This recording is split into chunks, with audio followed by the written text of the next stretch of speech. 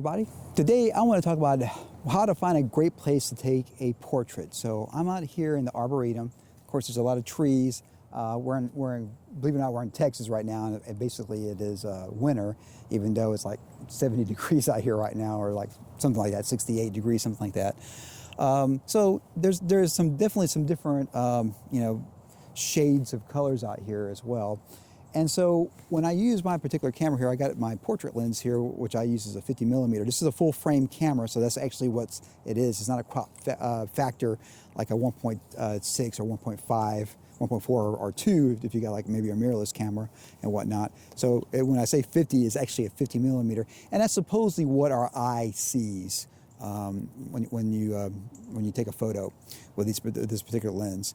This is a particular faster lens. It's a 1.4. It's not the 1.2, but it's a 1.4, which means I can get a really good shallow depth of field with this particular camera here. So let's look at some photos that I just took with this camera.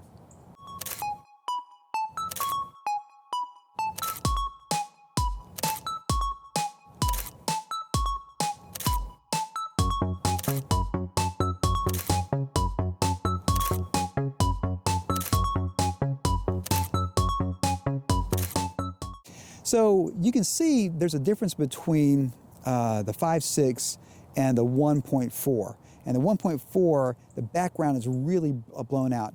The 5.6, the face is a little bit more in focus, and in the background still, out of focus, but not as much. And sometimes you may not want a 1.4 to blow out the whole black background. You can't even tell that there's like trees back there. You don't know what it is. Sometimes you do.